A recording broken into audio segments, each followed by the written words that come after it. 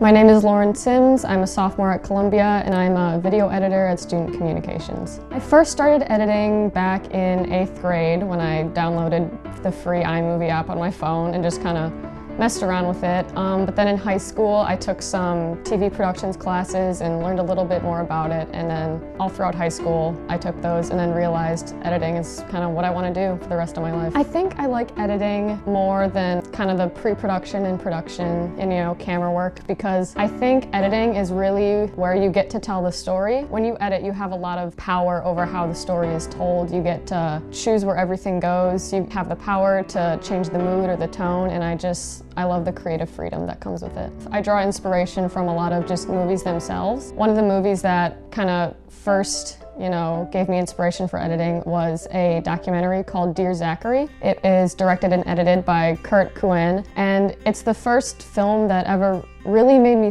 think about editing, because when you're watching movies, you don't really pay attention to that. You're paying attention to, the story, the camera work, the directing. But in this documentary, there's a lot of bold editing choices. The way the story is told, it kind of relies on editing to push the story forward, and I had never seen anything edited like that.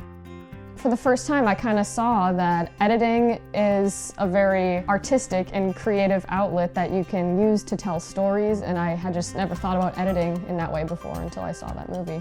I think the best skill an editor can have is listening to your gut and your intuition, because when I edit, I play something back and I can notice right away when something is a little bit off. So kind of, getting in tune with the rhythm and the pacing of something, I think is a really important skill to have. And I definitely say that's one of my stronger skills, is kind of getting into the rhythm with things and knowing when things, need to be cut where. I think editing documentaries and narrative films are extremely different. I think the one big difference is that documentaries don't have a script. And I think for a lot of people that's really intimidating and challenging. But for me, when I have a script to go off of, like a narrative, I get really worried and anxious because I feel that I have to do exactly what the script says and, hit every line and every cut. But when I'm editing a documentary, your options are endless. When you're editing a documentary, you're almost the writer. You get to choose where things are said, where things go, and you get to build the story yourself. And I think that's something unique to documentary editing. The last project I edited was a short documentary called Dot. It told the story of the life of my great-grandmother, who I never met. It was very important to me because she plays a big role in my life despite never getting to meet her, and I kind of wanted to immortalize her story.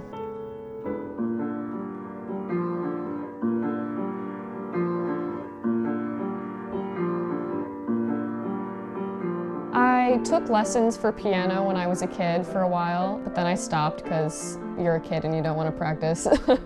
But recently I've been trying to relearn it, and it's been a really good hobby. I really enjoy it. I weirdly think that piano helps me with my editing. It's not something that I would expect it to help, but it does. And I think that's because when you're playing piano, a lot of it has to do with rhythm and timing, and that's kind of the basis of editing, is getting with the rhythm of an edit and timing things out correctly. When I'm editing, sometimes you get stuck and you get frustrated with what you're doing. When I go and try to take a break from that, I can go to playing piano, and it's kind of refreshing. It simultaneously helps me with my editing, even though I'm not doing that. So if I'm just frustrated with one thing, I can go to the other, and it's nice that way having two artistic outlets.